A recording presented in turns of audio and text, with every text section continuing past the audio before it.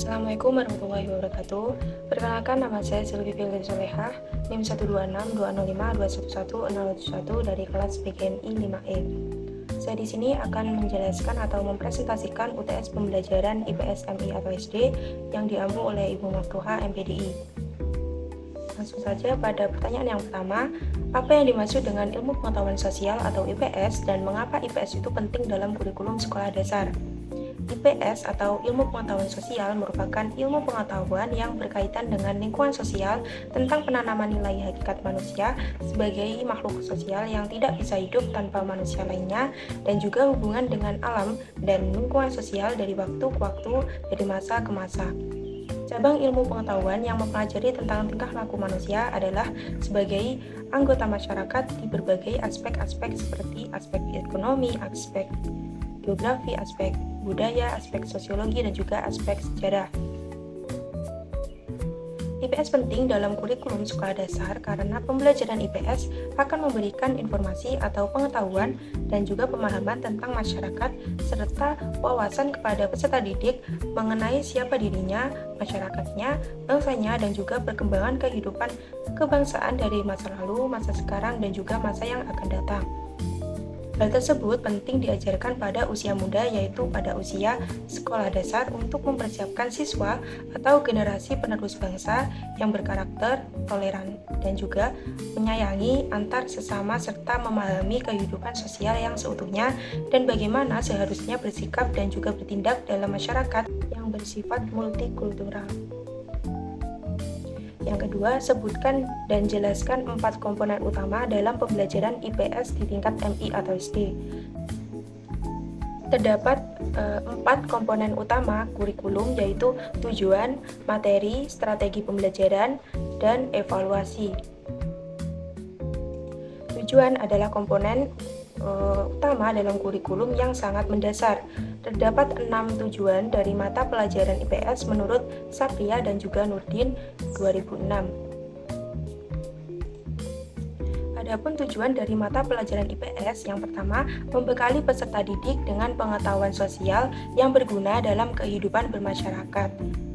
Yang kedua, membekali peserta didik dengan kemampuan memahami, menelaah, dan juga menyusun alternatif pemecahan masalah sosial yang terjadi dalam kehidupan bermasyarakat. Yang ketiga, membekali peserta didik dengan menyadari nilai-nilai sosial dan juga kemanusiaan serta berkomitmen. Yang keempat, membekali peserta didik dengan berbagai ilmu serta keahlian yang membuat peserta didik mampu berkomunikasi dengan sesama warga masyarakat dengan baik. Yang kelima, membekali peserta didik dengan menyadari pentingnya lingkungan hidup yang menjadi tempat berjalan kehidupan yang tidak terpisahkan dengan keterampilan yang disertai dengan sikap mental yang positif. Yang keenam, membekali peserta didik dengan kemampuan pengetahuan dan juga keilmuan IPS yang harus dikembangkan dengan perkembangan kehidupan masyarakat, ilmu, dan teknologi. Kedua, materi. Materi tidak hanya bersumber dari kehidupan sehari-hari, tetapi juga berasal dari buku, cerita, koran yang dapat dihafal oleh peserta didik, serta sebagai sumber materi pembelajaran IPS yang berguna dalam membina kepribadian peserta didik. Mata pelajaran IPS di SD terdiri dari beberapa disiplin ilmu, yaitu geografi, sosiologi, ekonomi, dan juga sejarah. Yang ketiga, ada strategi pembelajaran. Strategi pembelajaran mencakup prosedur, metode, model, dan juga teknik yang digunakan dalam menyajikan bahan atau isi kurikulum.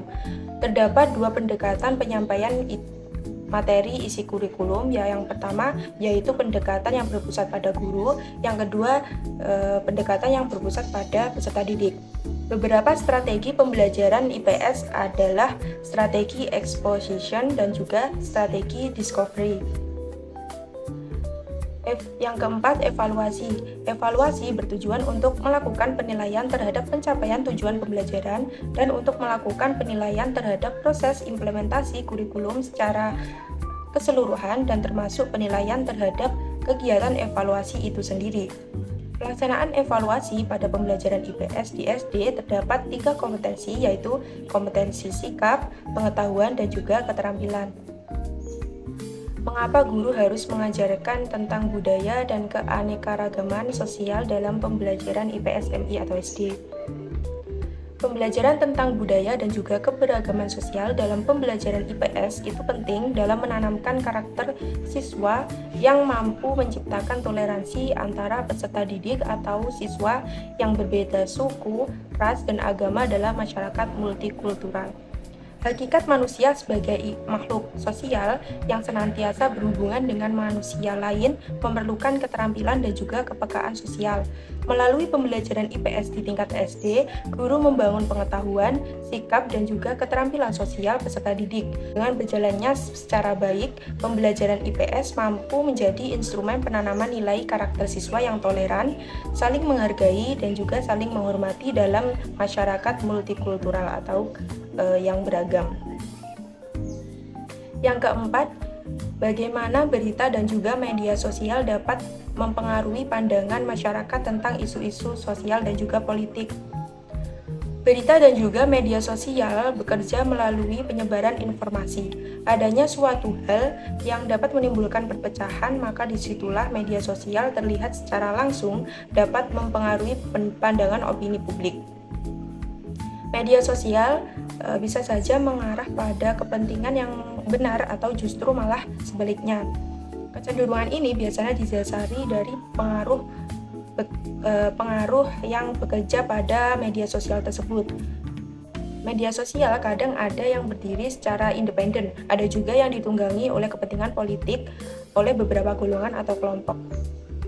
Bahkan ada juga media sosial yang ditunggangi oleh pemerintah. Misalnya, berita dan juga media sosial kini berperan cukup penting dalam mempengaruhi masyarakat bagi pembentukan opini publik yang amat diharapkan bagi pelaku politik praktis di negeri ini untuk berhasil memenangkan kontestasi politik. Pada titik ini, peranan berita dan juga media sosial dalam mempengaruhi opini publik terhadap tokoh atau perilaku politik praktis boleh jadi bisa berkembang pada iklim demokrasi yang tidak sehat karena pandangan subjektif yang ada pada media sosial atas tafsiran pemahaman mereka yang belum cukup matang dalam memahami sosok pemimpin dan juga kepemimpinan yang mungkin bisa saja terjebak atau terperangkap oleh skenario besar dalam media sosial untuk memenangkan kandidat tersebut. Informasi dari media sosial sangatlah cepat tersebar.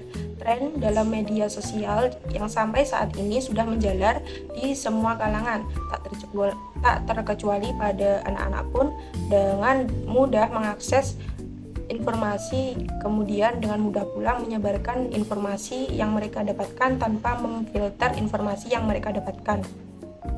Mereka itu belum bijak dalam mengelola informasi sehingga informasi yang disebarkan itu belum tentu benar. Bahkan banyak pengguna yang dengan sengaja menyebarkan berita bohong. Hal tersebut sangatlah mempengaruhi pandangan masyarakat terhadap isu-isu sosial yang ada. Maka diharapkan bagi pengguna media sosial agar mereka itu lebih berhati-hati dan juga bijak dalam mengelola informasi.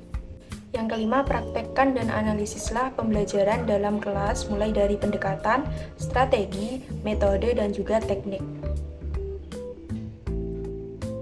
Saya akan mengambil materi kelas 4 yaitu melestarikan sumber daya alam.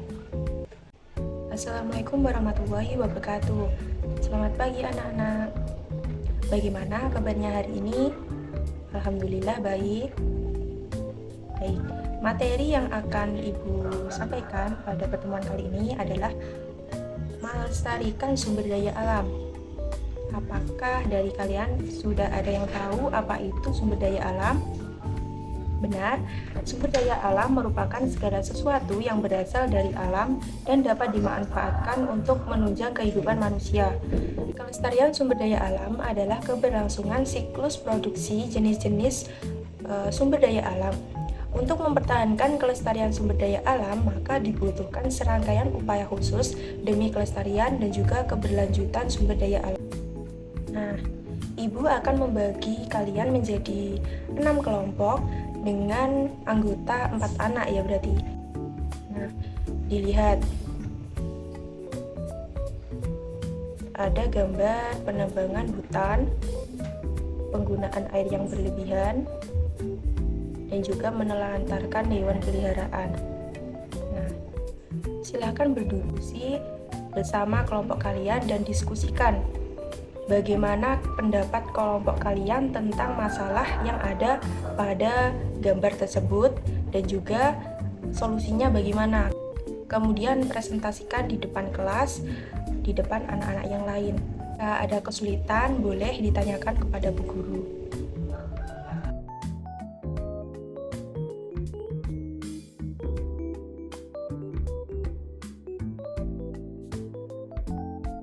Baik, pada gambar pertama itu apa?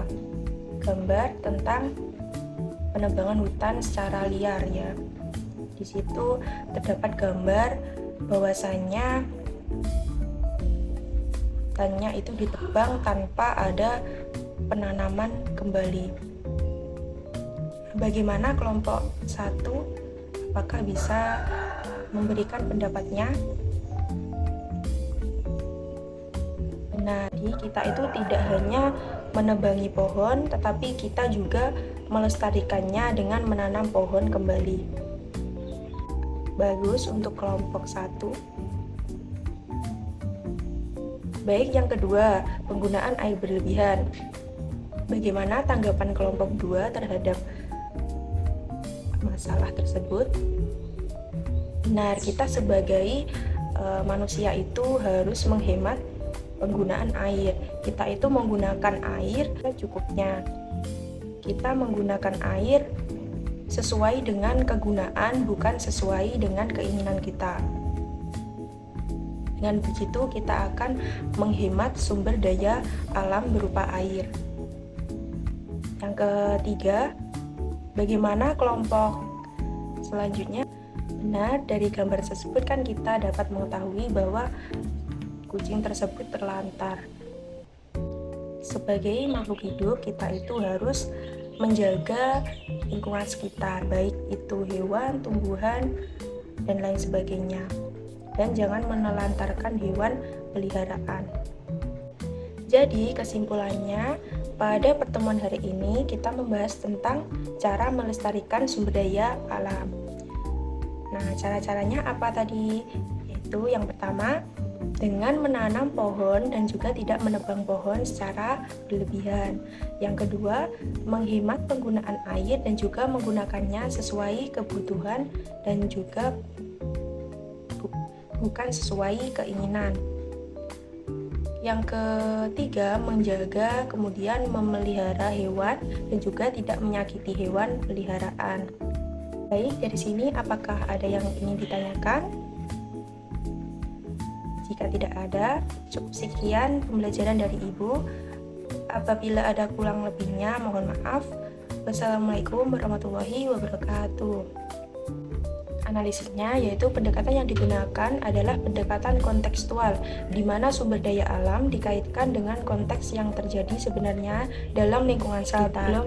Yang kedua, strategi yang digunakan adalah di situ ditampilkan gambar-gambar yang menunjukkan hal-hal yang harus dihindari agar kita dapat melestarikan sumber daya alam. Kemudian, metode yang digunakan adalah metode diskusi, ceramah, dan juga siswa itu dibagi menjadi 6 kelompok yang terdiri dari 4 anak yang kemudian berdiskusi tentang gambar tersebut, kemudian mempresentasikannya di depan kelas, dan juga ceramah dari guru pada awal pembelajaran. Teknik yang digunakan adalah teknik tanya-jawab dengan umpan balik. Guru memberikan pertanyaan mengenai pendapat kelompok dan siswa itu menjawab pertanyaan dari hasil diskusinya. Baik, segitu saja yang dapat saya sampaikan. Terima kasih. Wassalamualaikum warahmatullahi wabarakatuh.